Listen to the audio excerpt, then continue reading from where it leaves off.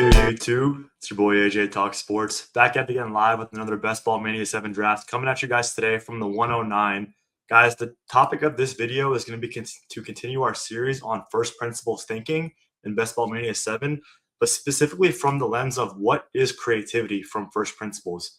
And so I did a little bit of research here, and just to read out the textbook definition of what creativity is. Creativity is essentially the nonlinear process of deconstructing concepts into their most fundamental, irrefutable truths, and then rebuilding those components into something novel and valuable configurationing. So we're going to be focusing and operating from the mental, architecture and mental framework of this principle and the first principles of creativity. And so we're going to be deconstructing and isolating all of the core challenges and stripping away all, conventional beliefs, industry habits, and historical, baggage that comes along with Best Ball Mania and Best Ball Mania 7 ADP.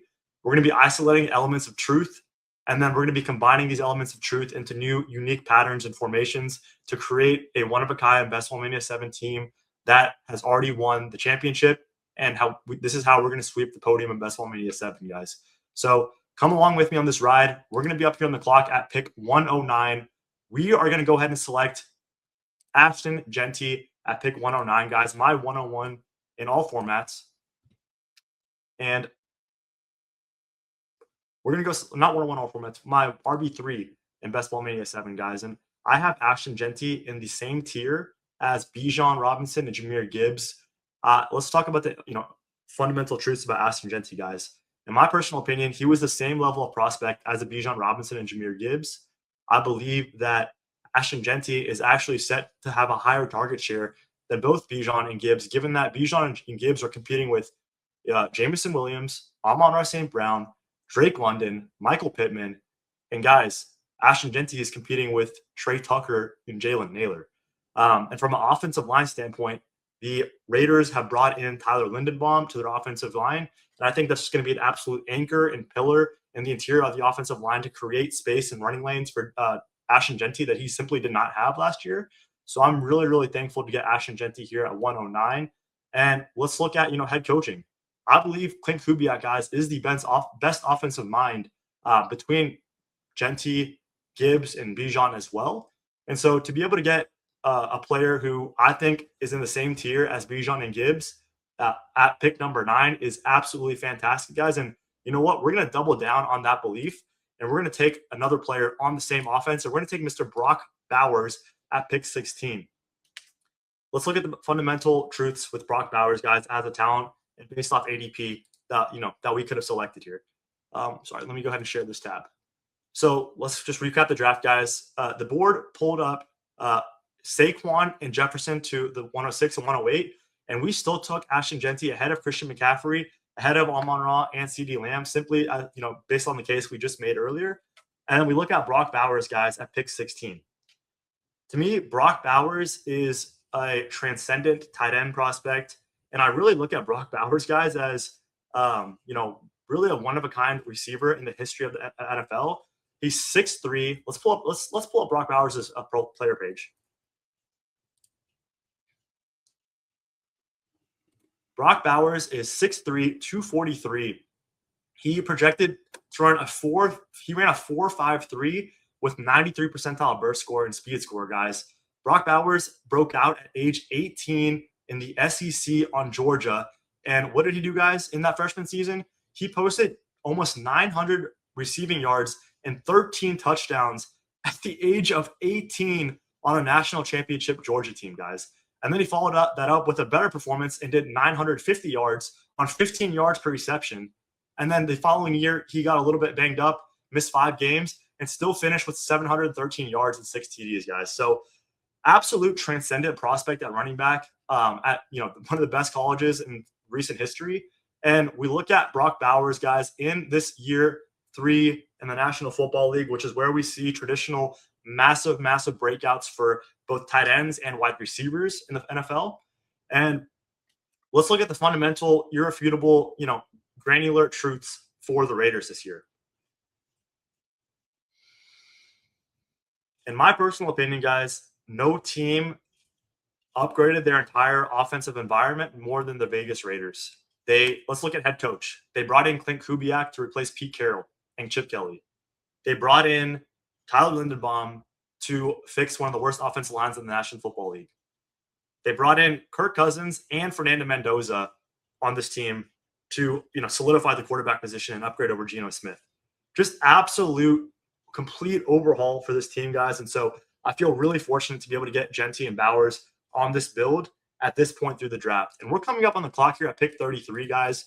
We have a bunch of different options. We have Rashee Rice, who's falling in ADP as the days go on. And that's very surprising to me, to be honest, guys. And you know what? We are going to go ahead and select Rashee Rice at pick 33. We're going to take the massive ADP value of Rashee Rice here. 5 picks past his ADP. He continues to fall in drafts at this point. And we're going to talk a little bit why I'm very confident in the Rashee Rice selection here on this specific build, guys. But we're going to be coming up here on the board at pick 40. And we do have a couple different options about who we want to take here. So, let's think about this, guys. Let's think about this. The Chargers are fun. Josh Allen would be very fun. Let's see what comes back to us, guys. Josh Allen would be amazing on this team. Josh Allen goes. No worries. Roy McMillan. Ladd McConkey is there as well. Ladd. If we went Ladd, who would we go at 57, guys? Maybe Rome or Waddle or JMO. We can go Ladd here. This is a unique spot, guys. This is certainly a unique spot. So we have Garrett, Ladd, and Luther. Loveland.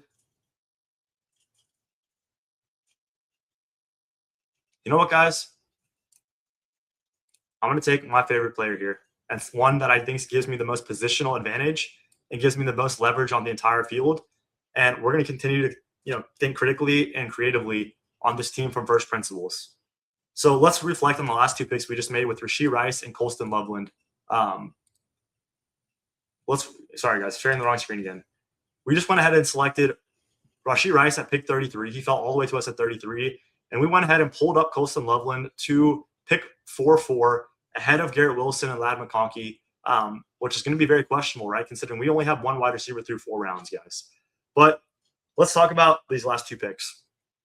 Rashee Rice, guys, in my humble opinion, simply a generational buying opportunity at the end of the 3rd round at this point in the summer. I understand that he's in jail serving his time and also rehabbing a knee injury. But in my personal opinion, guys, I believe that is actually extremely bullish for Rashee Rice in the long term. And I think Rashee Rice is going to be in jail right now, really going through it mentally. And I think he's going to come to the conclusion that he needs to take accountability for his life. He needs to focus on football. And obviously, he's going to have in the back of his mind that he has a contract extension coming up here in the next calendar year. And so for no other reason other than to get paid, I think we're going to see Rashee Rice lock in on football to a level that we have never seen before coming out of this jail suspension.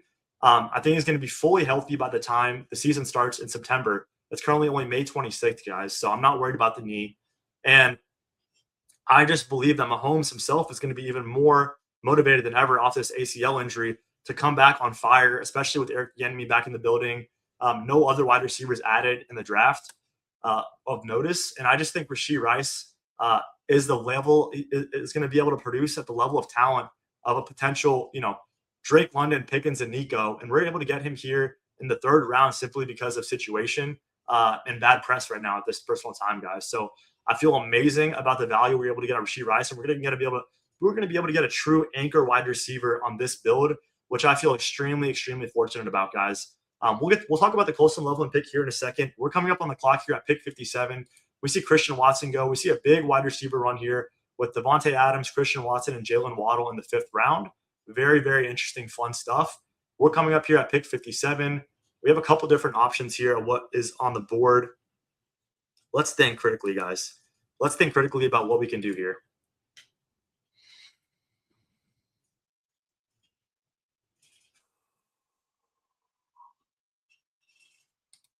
Guys, The board is speaking to me. I had to take a deep breath to gather my thoughts.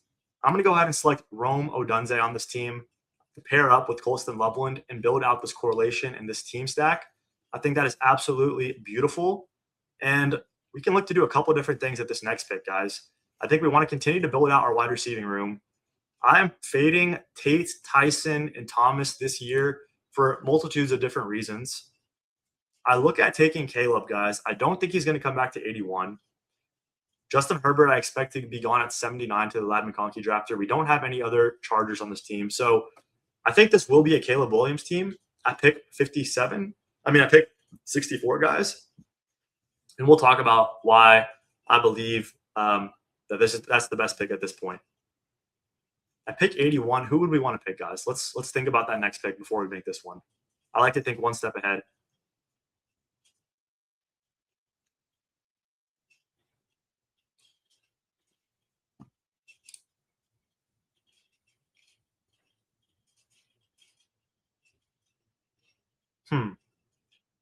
If we took Parker Washington here, guys, we're passing on Caleb.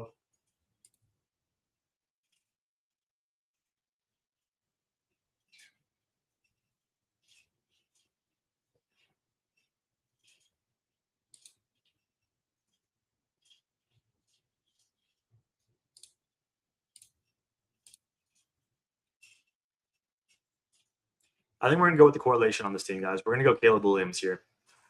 I was thinking about taking Parker Washington here and flipping the board and then taking Trevor Lawrence with our next pick at pick 81. But considering we already do have Rome and Loveland, guys, I want to take Caleb and just make sure we're actually believing in the last two picks we made and getting those spike weeks and not trying to be cute and force who is a great pick in Parker Washington at 64 for really a lesser stack in Parker Washington and Trevor. Even though I do like Trevor a lot this year. But let's talk about first principles about why I believe this trio is going to be extremely, extremely fun in 2026. Colston Loveland and Rome Odunze, guys, were both top 10 picks in the National Football League, both considered either elite or generational prospects in the case of Colston Loveland and elite in the case of Rome Odunze. And then obviously we know Caleb Williams, guys, and who he is as a talent. And I look at the Bears going into year two of the Ben Johnson offense, guys. Year two of complicated offenses like a Ben Johnson, like a Mike McDaniels, all these types of elite offensive minds who do a lot of pre-snap motion and have a big playbook on offense. It takes a while for players to get into that and get those offenses in their mind, guys. And I think this year Caleb Williams is not going to be thinking as much about the playbook. He's going to be playing fast, and Caleb Williams playing fast and not thinking is where we're going to be able to see his instincts come out and really shine. And having his two premier, red zone threats in Odunze and Loveland, to me, is absolutely beautiful. And the Bears have 3 straight shootout games in the playoffs with the Bills, the Packers, and the Lions, guys. So I really love the upside of the Bears this year, which really needs nothing else to be said about them. And I feel like they're an absolute home run at these costs. We're coming up on the clock here at pick 81. We can do a couple different things, guys. DK Metcalf goes. Jaden Reed is there. Justin Herbert is there. And you know what, guys?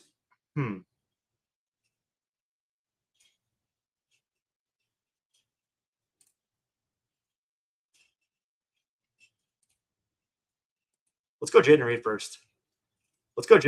And see if Justin Herbert comes back to us on this team at pick 88. I take Justin Herbert here plenty often, but Jaden Reed has tremendous upside here going into year 4 for him in the NFL.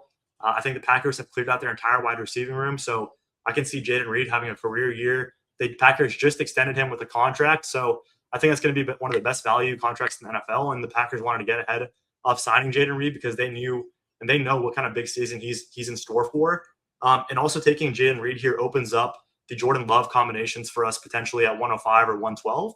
And if Justin Herbert comes back to us at pick 88, guys, we'll go ahead and smash the button on him there and take that ADP value. But we'll see what the board gives us here. If Justin Herbert goes, who would we want to take, guys? I think Mahomes would be a totally fine pick here, considering we have Rashid. I think QJ or Quorum would be totally fine considering we have Genty. Even Tucker Kraft would honestly be fine on this team, guys. And just close it out at tight end, and do a Packer stack here. What do we want to do on this team, guys? Harold Fanning goes. We're coming up on the clock here. Patrick Mahomes is there.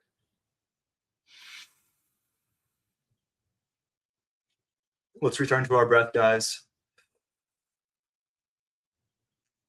We're just going to take the ADP value and Justin Herbert. Tucker Kraft is coming off that 20 ACL, guys. I think he's going to have a very slow start to the year. Tucker Kraft really primarily wins with his explosiveness. And obviously coming off that ACL, he's going to have lost a lot of that explosiveness. And so I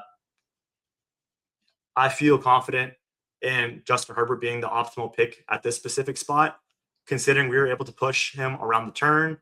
And yeah, Mahomes stacks up with Rashee Rice, guys, but I simply think Justin Herbert is primed to have a much bigger season than Patrick Mahomes from a passing standpoint, given that I do like, I guess you could say I should have taken Lad here instead of Rashee Rice if I believe that, guys. But I think the Chiefs are going to be even more run heavy potentially than the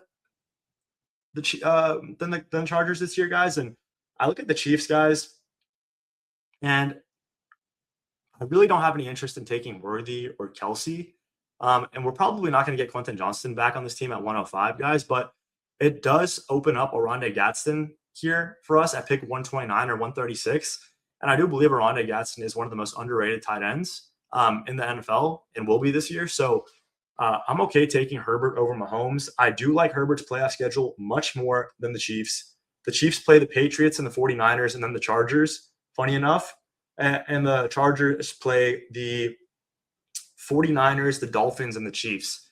I think the 49ers, Dolphins, and Chiefs are all going to be potential shootout games. And so I feel really, really good about how that looks on this specific build, guys. And yes, we see Quentin Johnston go there, unfortunately, at pick 99. But like I said, I don't have any fear about that. I honestly feel confident about that. And I like our options here with either Corum, Laporta, or not Laporta, because we're pretty good we're pretty set at tight end. Even Michael Wilson at this ADP, I would definitely take him. Worthy, I would take. Or we can also do Golden and Love. We can do Golden and Love on this team, guys. I think that's what we're actually going to do here. Where did Christian Watson go? Christian Watson already went.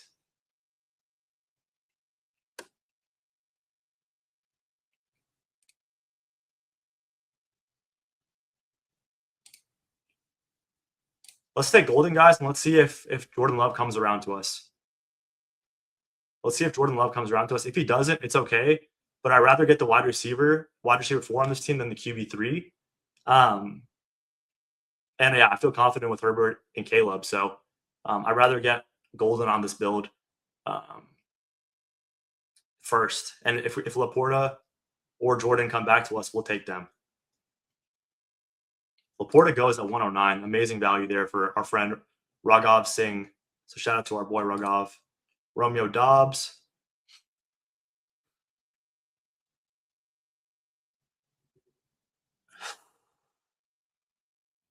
Let's return to our breath, guys. Tyler Shuck goes. And yeah, we're just going to take the double stack there with Jordan Love. And so we get Jordan Love double stacked with Jaden Reed and Rome Odunze. I mean, Jaden Reed and Matthew Golden. We get Caleb Williams double stacked with Rome and Loveland. And we do have Genty and Brock Bowers and then Rashee Rice as well. So a really, really, really fun team, guys, that we were able to build out so far that I really, really enjoy. This is a very unique build for me and something I'm really happy that's how it's come together. Let's stay focused on what we can do with our next pick, guys. But let's talk about the Packers offense because we just took 3 straight Packers players with Jaden Reed, Matthew Golden, and Jordan Love, guys. I'm warming up to the Packers being one of the best 11 personnel teams in the NFL, considering that they're going all in with these 3 wide receivers and Golden, Jaden Reed, and Christian Watson. And I do have a slight fade on Christian Watson, guys. I don't trust his body and his health to sustain for an entire year. And his cost this year is just truly outrageous, in my personal opinion, considering he's going in the 5th round where you can get Golden and Jaden Reed in the 7th and 9th or 10th. And I think they have just as much upside as Christian Watson, if not more. Um, and I think, Josh Jacobs, guys, being a focal point for their offense is not going to sustain this year. He's another year older. I think they're going to take a little bit of the workload off of him, and they're going to return to being a little bit more pass heavy this year. And I think that's going to open up things for Golden and Jaden Reed to absolutely feast this season and be two of the most undervalued wide receivers you can take in fantasy. And I think Jordan Love is going to be set to have a really good year this year, guys. I mean, he has, been steady the last couple of years, a little bit underperforming to be quite honest, but I think he's so ingrained in this Packers system with Matt LaFleur. He knows what they're going to do. And I think, a big step for Matthew Golden, guys, and really developing as a player himself is going to absolutely unlock this entire offense. And we saw last year, guys, the Packers had nothing on offense. I mean, Christian Watson was out for the majority of last season until the end of the year. Matthew Golden was pretty much a non-factor because he got redshirted pretty much as a rookie. And Jaden Reed got hurt before the season started, and Tucker Kraft tore his ACL, guys. So they really had no weapons last year. And Jaden Reed still put up, and Jordan Love still put up, a respectable performance with like a 5-to-1 passing touchdown ratio. So let's focus on what we want to do with our next pick, guys. Running back is not a focus. Wide receiver would be great on this team at 129. Do we want that to be Khalil Shakir? Do we want that to be Stephon Diggs?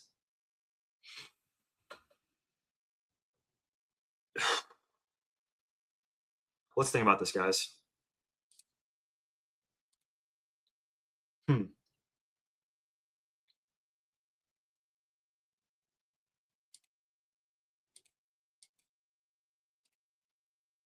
I'm going to take Khalil Shakir. We're going to go Khalil Shakir on this team, guys. I do a lot of Stephon Diggs. I mean, I think he's obviously a great player, but I like Khalil Shakir for the sense that I think he's going to be fully healthy this year after coming off this ankle surgery he had. I think he was dealing with that throughout all of last year, and he still put up a respectable 800 yards. I think he's going to regain a lot of his explosiveness this year and turn out to, be what the Bills need him to be. And I think DJ Moore is going to take a lot of pressure off of him, be that kind of flanker X, de facto X, and Shakir is going to be able to feast underneath. And I like the Bills' playoff schedule a bunch, guys. They do play the Dolphins in week 17. They play the Bears in week 15 for some correlation on this team. And yes, I know Diggs is still there, but we have to take a Rondé Gadsden here, assuming he comes back to us. Yeah, we're taking a Rondé Gadsden on this team, specifically for the Charger stack that we built out with Justin Herbert, guys. So I feel amazing about that. And I understand that Stephon Diggs is going to be a massive riser. I do understand that, guys. Once he signs to the team, he could probably go to, the Chiefs, the Ravens, the Raiders, any team. But I like Shakir being in this Bills offense for another year. I like how he correlates with our Bears in week 15. I love his week 17 matchup against the Dolphins. And, I think Shakir is going to regain a bunch of his explosiveness. I've always been extremely high on him as a player, guys, to be quite honest. And let's look at Khalil Shakir's, player profile page, guys.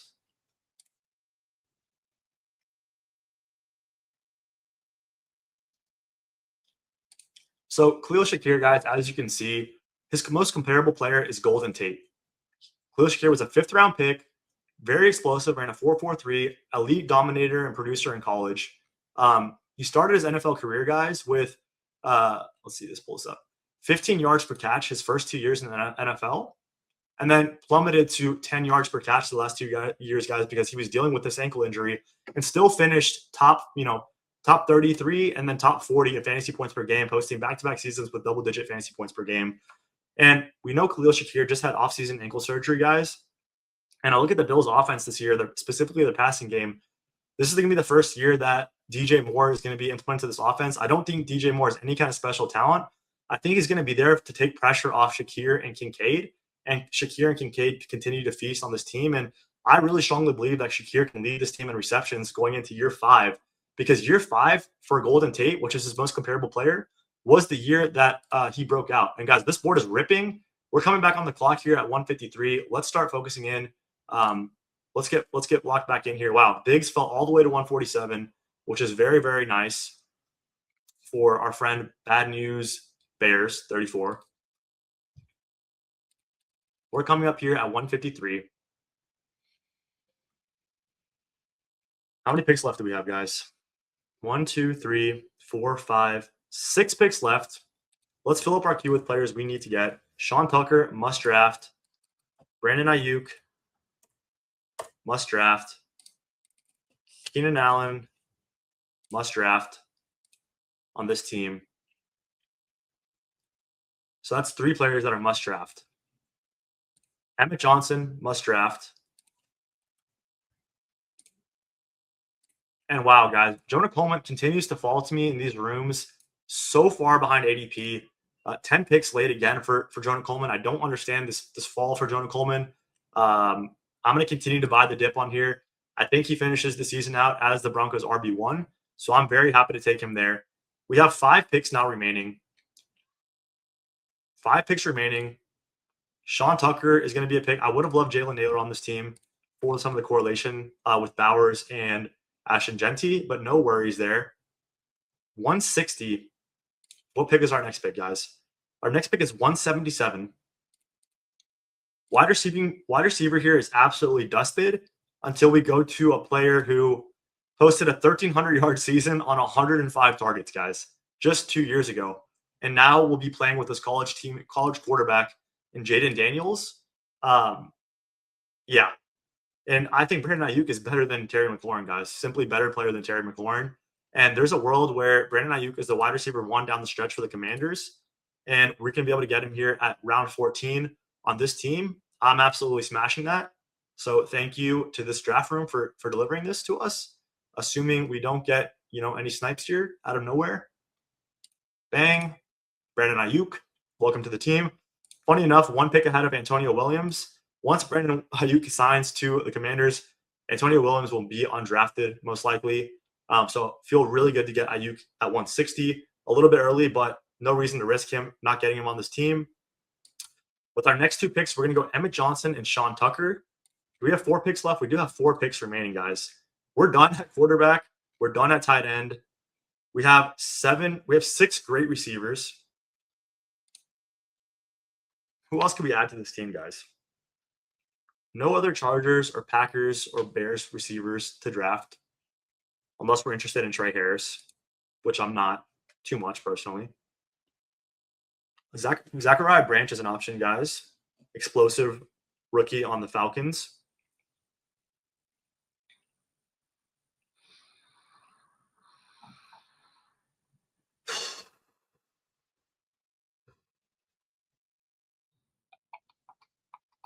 Demario Douglas, starting receiver for the Patriots. Really nice. Also correlates with Jonah Coleman, week 17.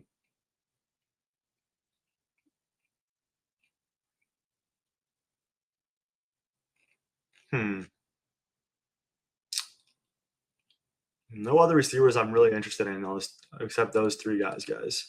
Looking at running back, Sean Tucker is a must draft given the status with Bucky Irving being up in the air. Ray Davis is honestly quite interesting, guys, for the fact that we do have Shakir on this team already. The Bills played the Dolphins, as I keep reiterating, in week 17. And even if James Cook is fully healthy, guys, they're not going to give James Cook 30 touches against the Dolphins. They're going to let Ray Davis, get his stats in that game. We're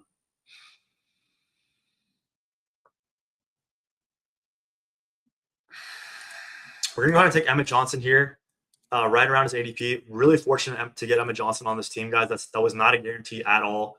And he correlates with Rashee Rice and is a bring back for us in week 17 versus Justin Herbert and Gadsden. So I absolutely love that.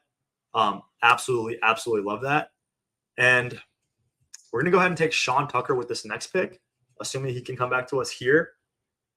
And then we'll have 2 picks remaining. Or actually, 2 picks remaining after this one. And I'll break down each one of these picks at the very end of the draft, guys. Just bear with me as we make our selections here. I think Deebo Samuel might be done, guys, unfortunately.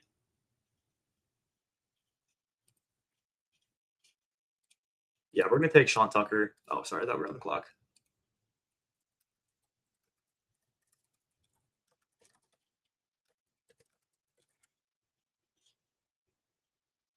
Deebo might be done in the NFL, guys. I don't know. He might sign with one team. I could see him going back to the 49ers. I could see him that. I could see that. Yeah, we're going to go ahead and select Sean Tucker on this team. Absolute home run pick here. with the news of Bucky Irving might not return till the fall. That came out today, as reported by head coach Todd Bowles, that Bucky Irving might not return till the fall. Guys, it's May, and the coach is saying that he's not sure when Bucky Irving is returning. So that is very bullish for Sean Tucker, who would be the feature runner on the Buccaneers were anything to happen to Bucky this year. Bucky's status is very, very interesting to me, guys. We'll see what happens with him. We're going to have 2 picks remaining on this team, guys. And I'm debating if I want to go 2 receivers or pick up Ray Davis on this build, or even Kamani Vidal.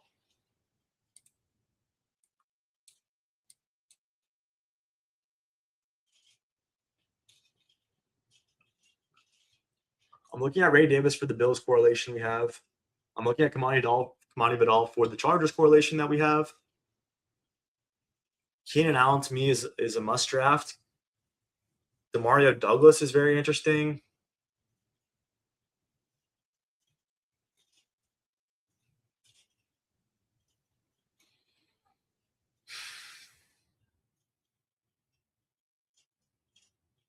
I think we skip Ray Davis. We take out Zachariah Branch.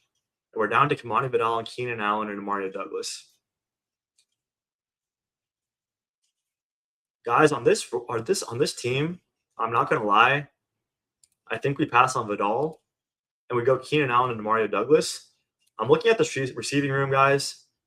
We're invested heavily in Reed and Golden. If we don't, Shakir, let's say Jordan Love has a bad game, Shakir will go into our wide receiver 3 role, and obviously we need wide receiver points. Just considering at flex, we're expecting to be absolutely destroying the field. And so we're going to need wide receiver points more than we need an RB2 points. And I feel really confident in Coleman, Emmett Johnson, and Tucker being able to deliver us some production. And I don't think Vidal is going to be able to separate that much from these guys down the stretch, maybe a couple points, whereas Keenan Allen and Demario Douglas could absolutely save us in critical weeks here, assuming they land on the right team. And so I'm going to go Keenan Allen with this first pick. He's pretty much a lock for 120 targets every year, if not 100 every year minimum, guys. So being able to get 100 target wide receiver at pick 201 is an absolute jam to me. It's something I'm really fortunate to be able to grab and nab here. And he could come back to the Chargers, guys. It's not ruled out as well. So if he goes to the Chargers, I mean, that's an absolute steal that we're getting him here at pick 200. And I think Demario Douglas is probably the best receiver guys left on the board.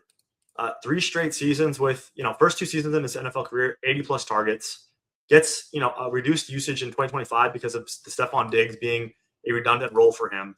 And even in a weird kind of unfitting role, he put up a 75% catch rate and 15 yards per catch and still produced with 3 touchdowns. And, I'm going to go ahead and select him this year because I think he's going to be in a bigger role this year, obviously since Diggs is off the team. And A.J. Brown's going to be on the X. Romeo Doubs is at the Z. And Demario is going to be in that slot absolutely feasting when he's on the field, guys. And so I think he's going to have plenty of spike weeks this year. And I really like him on this team, and opens up, some more depth for us at wide receiver, considering we, are so invested in the Packers, honestly, and also Caleb.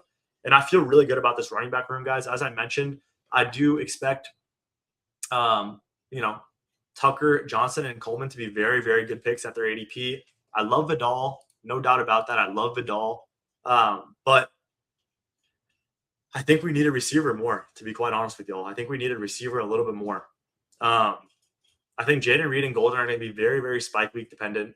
And so we want some stable production throughout the entirety of the season. And as I mentioned, wide receiver is the most critical aspect in your underdog lineups, because considering you need to start 3 every week, no matter what.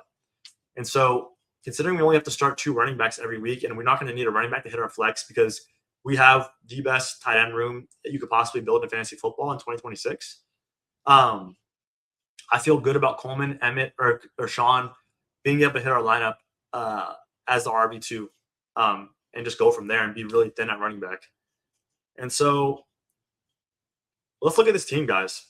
Let's see if we're able to execute what we set out to do at the beginning of this draft. We started Ashton Genty, Brock Bowers, and like I said, reiterating our belief on the Las Vegas Raiders taking one of the biggest leaps in the NFL from an offensive production and efficiency standpoint this year with the additions of Tyler Lindenbaum, Clint Kubiak, and Mendoza.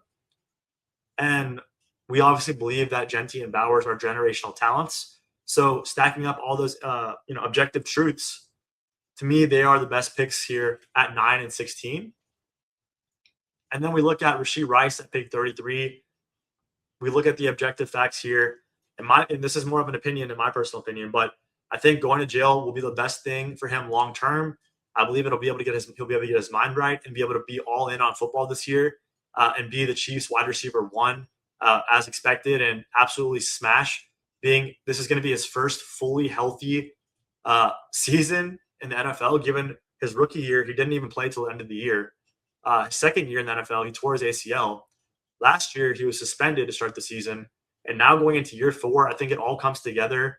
And he puts together his best season in the National Football League. And to be able to get Rashee Rice, who can finish as a top – honestly, he could finish as a top 5 fantasy receiver. To get him in the 3rd round is an absolute generational buying opportunity, in my personal opinion, guys. And then we look at Colston Loveland, who was selected top 10 in the National Football League NFL draft last year, who is expected to be the focal point of a Ben Johnson, Caleb Williams offense entering year 2 for the Ben Johnson era, year 3 for Caleb Williams, which is where we see quarterbacks take that massive leap. And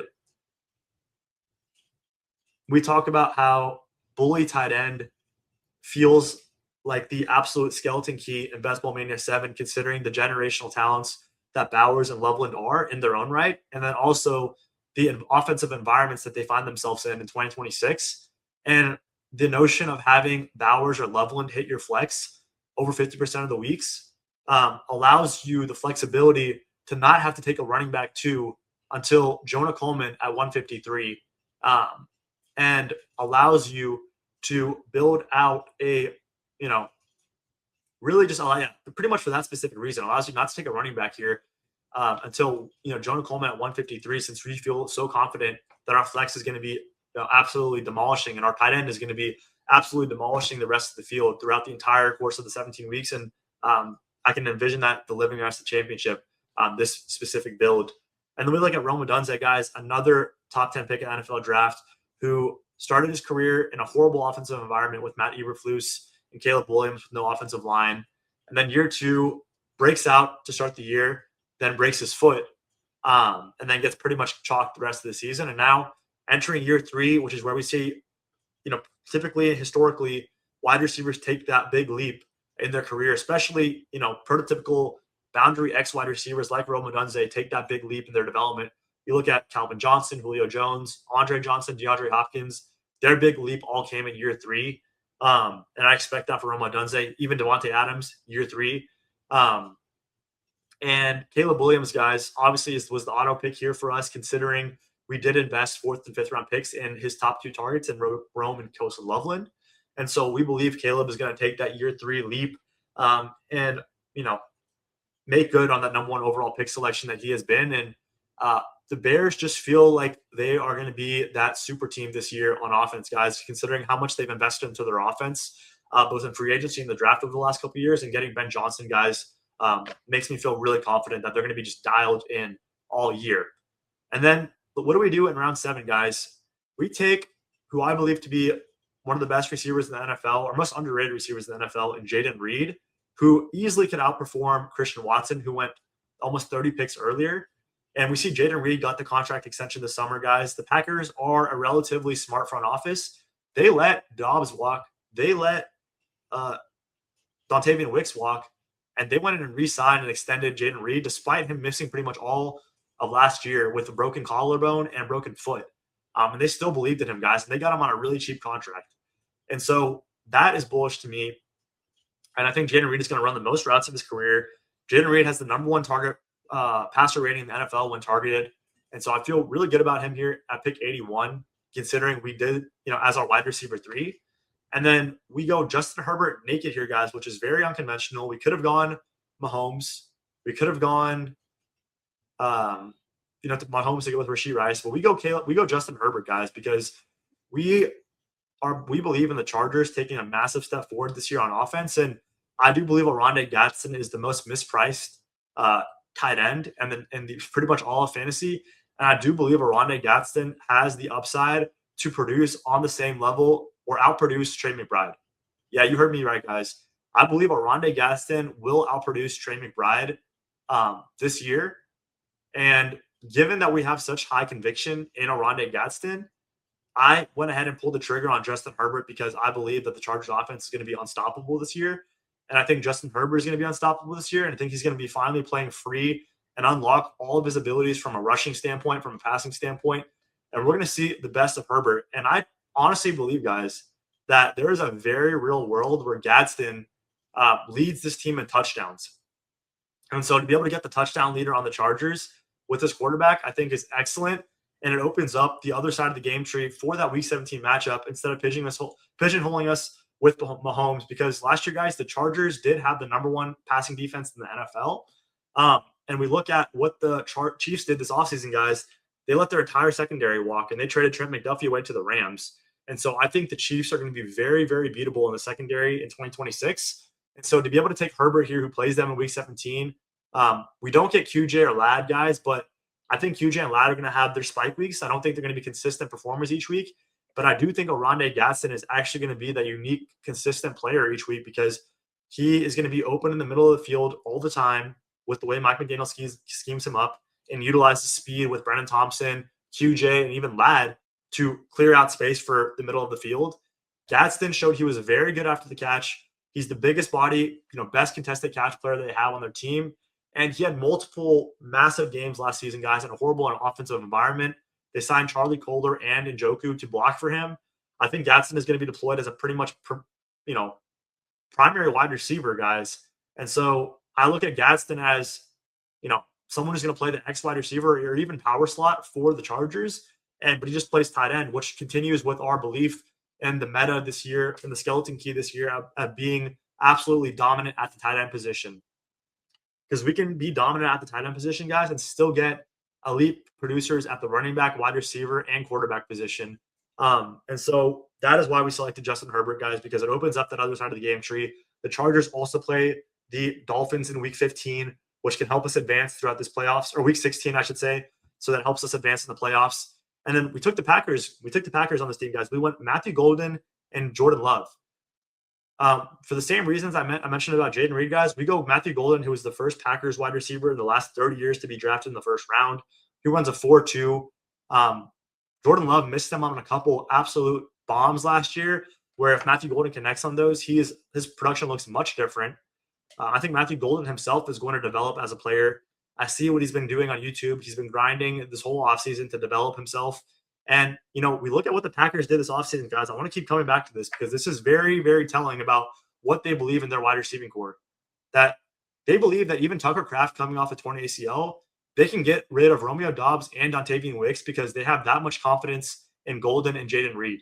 That's what that believes in me because Christian Watson has never stayed healthy for a whole year, guys. He's never crested 45 catches in a season.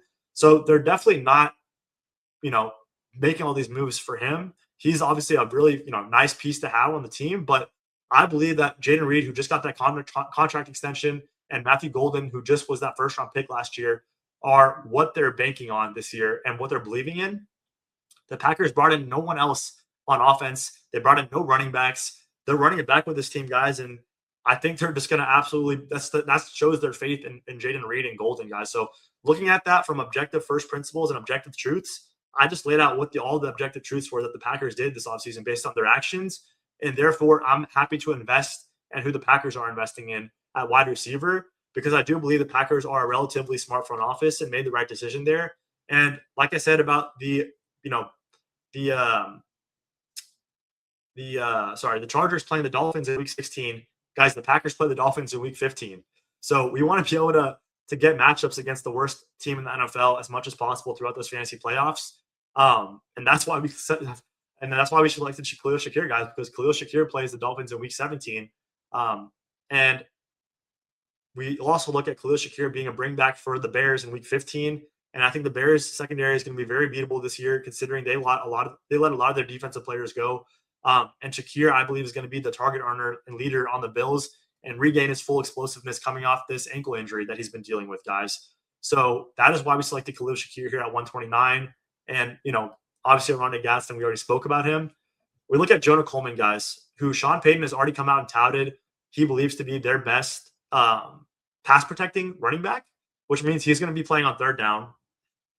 So that matters to me a tremendous amount because Jonah Coleman was the best running back, guys, in college football in yards after the catch, which is absurd to say that a 220-pound, 5'9" running back was the best after the catch. But Jonah Coleman is just an absolute football player, guys. There's nothing more I can say about that he's just a football player. He's not going to win in any, sexy, combine drills or anything, but that guy is an absolute dog and an absolute football player and a professional and also just a grown man mentally. I've listened to a couple of his interviews, and he's very, very mature, I should say, for his age. And I believe that he was handpicked by Sean Payton, obviously, to be that pass protector for Bo Nix, who, dealt with that ankle injury and is going to be a little bit less mobile this year. And we look at last year's running back production, guys. J.K. Dobbins got hurt, and he can really never stay healthy. As much as I love J.K. Dobbins, he just cannot stay healthy for an entire NFL season. His body's not meant for that. So I believe they're going to definitely scale down J.K. Dobbins' role tremendously this year. And he'll still be a part of the offense, guys, but much more of a role-playing and kind of veteran locker room type of player. And we look at R.J. Harvey, guys, who, yes, he did have 12 touchdowns last year total. He was explosive, but he is more of that kind of home run hitting type player. And Sean Payton wants kind of like that thunder, that consistent, that high success rate, 4 to 5 yards a carry, grind it out, bully ball, bully style type running back. And Jonah Coleman delivers that. And he also delivers that, third down ability, being the best pass protector on the team, guys. So I think we're going to see Jonah Coleman crest a 60% snap share on the Denver Broncos as we get towards the end of the year, which is where we're going to need our RB2 to step up, considering we did go anchor running back with Genty. So to be able to get Coleman falling in these rooms, he continues to fall to the 150s every draft that I'm in. I think that's just an absolute gift, considering we could be getting the Broncos RB1 here at 150, which is amazing. And we look at Brandon Ayuk, guys. What are the fundamental truths about Brandon Ayuk? He definitely put on his team on the 49ers.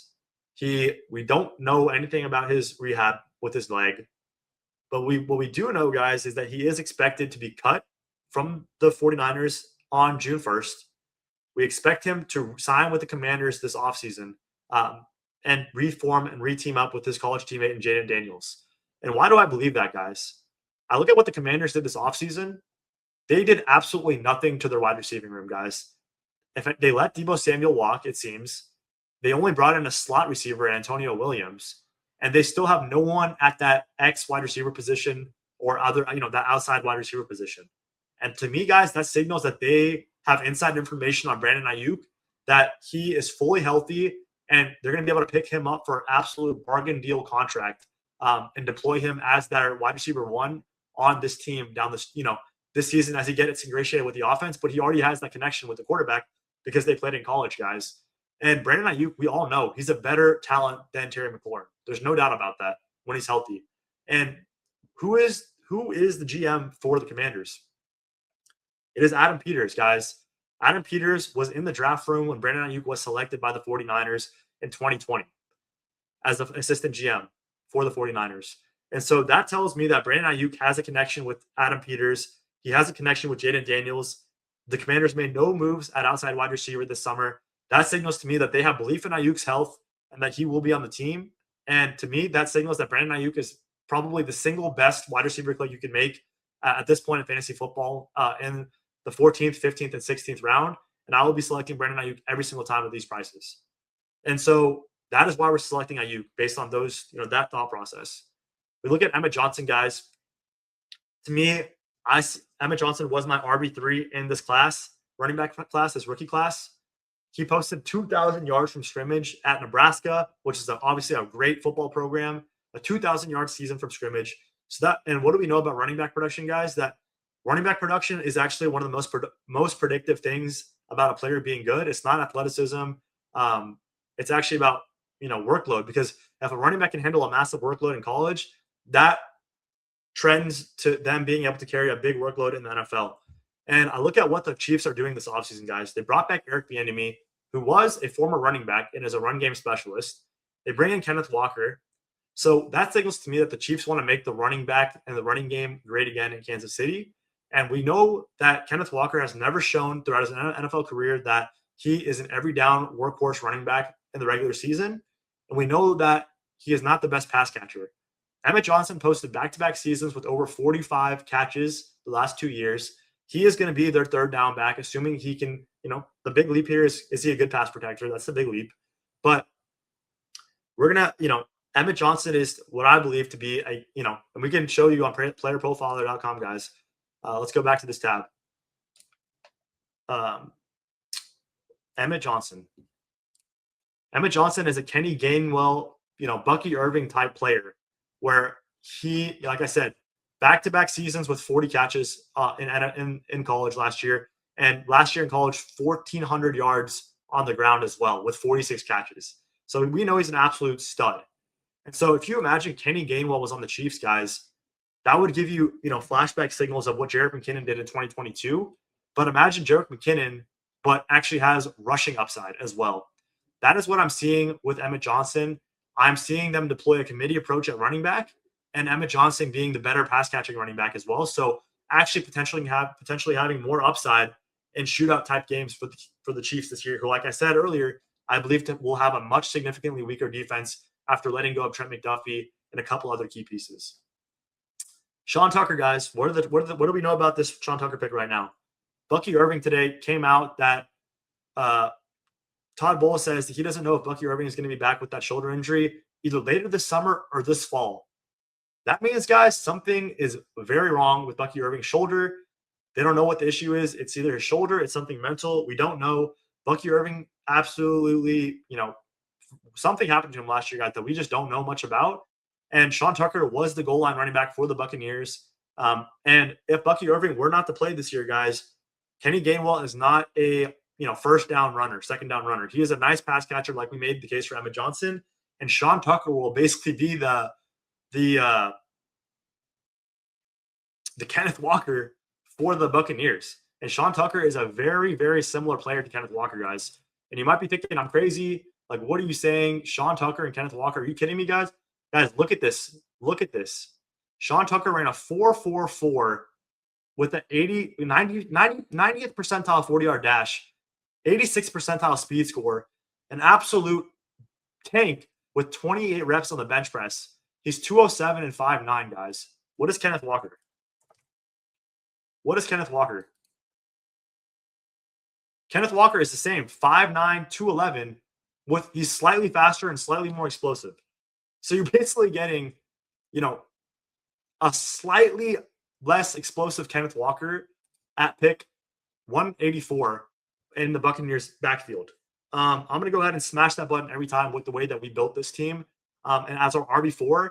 And the confidence that I have in Coleman, Emmett Johnson, and Tucker, guys, at this moment in time, and what I'm seeing in the future and what I'm feeling, and also based on my knowledge from the past about how these situations play out, is that we can actually shut it down at running back with Jonah Coleman, Emmett Johnson, and Sean Tucker as our RB2, 3, and 4 with Genty, given the fact that we are doing this meta tight end build with Bowers, Loveland, and Gadsden, and our belief in those picks, and how we're able to build out this wide receiving core with the Packers' belief that we have, with the belief that we have in Rasheed and Rome as well, and obviously with the belief we have in Ayuk. So, I mean, that's why we're able to stop here at 4 running backs, guys. And how do we close this draft off, guys? How do we finish out this draft?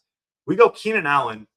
Keenan Allen, guys, pretty much a lock Hall of Famer in my personal opinion, if you want to look at a production standpoint. Keenan Allen, guys, finished last year as a top 30 wide receiver in fantasy. Don't forget that, guys, a top 30 wide receiver in fantasy last year, where he pretty much didn't even, it felt like he was irrelevant towards the end of last year. He pretty much got, it felt like he was kind of irrelevant. But what did he do last year, guys? What did he do? He posted a top 30 season in fantasy, and he posted 120 targets last year, guys, and 777 receiving yards on basically 10 yards per catch, which he's been basically around his entire NFL career.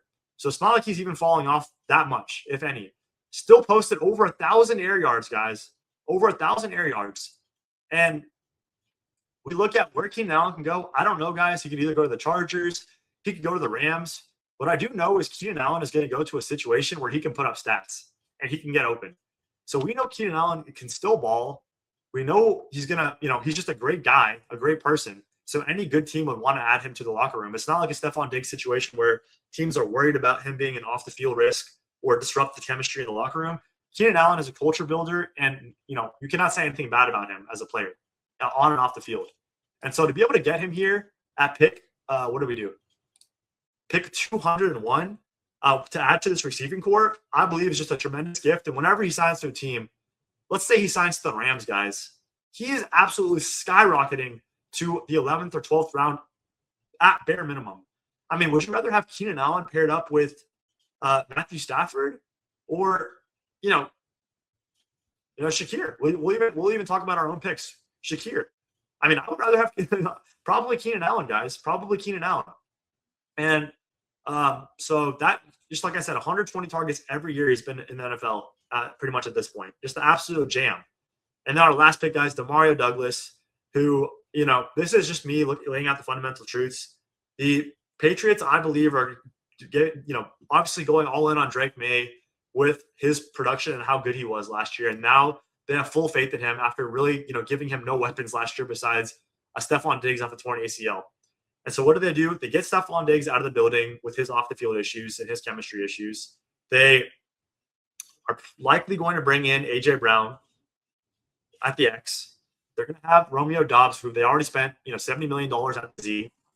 And we know at this point Romeo Doubs is not an elite targeter. He's just a great field stretcher. We know that A.J. Brown is very, very good, but he is getting older. And we know that Demario Douglas is extremely explosive, averaging 15 yards per catch last year in a role that he wasn't meant for, being an outside, flanker. And now he gets to return to his natural role of slot, where in the first 2 years of his career, he posted back-to-back 80 target seasons, guys. And so we know that Drake May loves his slot receivers, as shown last year by absolutely feeding Stephon Diggs in certain matchups, how he fed Josh Downs in certain matchups in college. And so Demario Douglas is that perfect explosive slot receiver that's going to have those, random 15 to 20 point weeks throughout the season, paired to an elite quarterback that we want on this team, obviously for this wide receiving room, guys. And he does correlate with this team, guys, because he does play Jonah Coleman in week 17, and he does play Rashee Rice and the Chiefs, who I said earlier had that weak secondary in week 15. And he plays the Jets right in between that, guys. So 3 perfect matchups for this team in correlation with this team, guys. And I decided to finish out with 2 receivers on this team, guys, instead of, more running backs. Because like I said, my belief in these running backs is extremely high. And what we want to do in Underdog, and based on the challenge that we're playing in Best Ball Mania 7, is when we do start running back and 2 tight ends in the first 4 rounds, naturally we're going to be weaker at wide receiver. And wide receiver, guys, we know is one of the most critical and important positions, if not the most important position in fantasy for Best Ball Mania 7, because you have to start 3 of them, whereas you only have to technically start 1 quarterback, 2 running backs, and 1 tight end, but you have to start 3 receivers no matter what. So for us, we need to absolutely jam wide. We needed to absolutely, get the maximum amount of upside and talent in this wide receiving room. And I think we were able to do that by getting Rashee Rice at that amazing value at pick 33, Rome Odunze right at his ADP, paired up with Caleb, Jaden Reed and Golden, who we both believe will develop not only as players, but, get expanded roles in their career. And we got them stacked up with Jordan Love. We got Khalil Shakir, who I believe could have that potential year 5 Golden Tate breakout.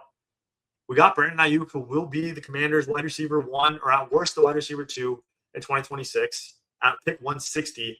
We got Keenan Allen, like we talked about, who's an automatic 120 targets a game when he's healthy, and should be going to a team that, he feels that the quarterback is respectable. He's not going to go to a team with a crappy quarterback, guys. Keenan Allen is not interested in that business. And then Demario Douglas, guys, who's paired up with, the best quarterback potentially in the NFL, and Drake May, and be that starting slot receiver, which we know is an absolute money role in the Josh McDaniels offense, guys. So that is the team, guys. I mean, absolutely, undeniably, in my personal opinion, guys, probably my favorite team that I've been able to build in Best Ball Mania 7 up to this point. One of the most unique teams I've built in Best Ball Mania 7 up to this point. And I love how we were able to execute on the mental framework that we started this video off, guys, from let's return to this page, guys. On, did we execute the 3 structural pillars of, thinking creatively from first principles? I believe we did isolate the core challenge and strip of Best Ball Mania 7, which is obviously scoring the maximum amount of points in your lineup in weeks 15, 16, and 17. We broke that down. We stripped away all, conventional wisdom, all industry habits, and all kind of historical data. And that's why we went, potentially triple elite tight end, triple elite quarterback probably. And we went anchor running back we only did, with 2 rookies as our RB2 and RB3, and Sean Tucker as our RB4, and we just stopped there. So I definitely believe we broke, industry habits and conventional thought process on what do you do when you don't take a running back until, what was that? We took Jonah Coleman in round 13, guys. We took our second running back in round 13. So I think that's, we definitely checked the box there. I believe for every single draft pick, we isolated what the elemental truths that we know as of now. We were able to isolate all of those and get them down to their most granular, fundamental truths. And then through our own, perspective of the world, through our own analysis, and we pieced those fundamental truths together and crafted and, selected each one of these picks and put them together. And we're able to put them together thanks to this board in a really, really unique and novel way, which is fundamentally unique to us and how we perceive, these players and fantasy football on this landscape in 2026. So I think we checked all 3 of these 3 structural pillars off. We hit them all right on the head, guys. And so that is how we execute a draft, from thinking creatively from first principles. I really hope y'all enjoyed this video. I really love making content like this and going through these thought exercises and being able to execute them actually well on this team. And it wasn't easy, I would say, guys. Like we definitely let the board come to us. We didn't force any picks, I don't think. I really think we let this board come naturally to us. And I don't think we forced any picks whatsoever. And I think we really just allowed our future and past selves to come through us in this present moment. And I think that's the reflection of this team. And that's what art is, guys. Art is kind of you expressing yourself. And like art is like that medium and path to heaven, to freedom, to the truth, to the source, And so this team reflects, how I think about fantasy football in 2026, really to its essence. And so I'm really happy I got to share this with you guys. I'm really happy I got to draft this and execute this, and that the board allowed us to do so. So feeling really blessed about this team. Hope you all enjoyed watching. Like I said, guys, thanks for tuning into AJ Talk Sports. We're doing these drafts for our family, first and foremost, to support us in these crazy times in our life and who always believe in us. And we're doing this for our friends who also believe in us. And despite, all the past in our lives, you always have those day one friends, guys. So thank you for, make sure you guys give gratitude to the people in your life. And, continue to stay present and do your best every single day to make your past self proud of you and, your future self proud of you, and do what you best can today, guys. So I'm just grateful to win Best Ball Mania 7 and sweep that podium, guys. Teams like this, I just feel it in my soul, guys. Thank you so much for watching. This has been AJ Talk Sports. I'm blessed. Hope you all have a great rest of your day. Peace.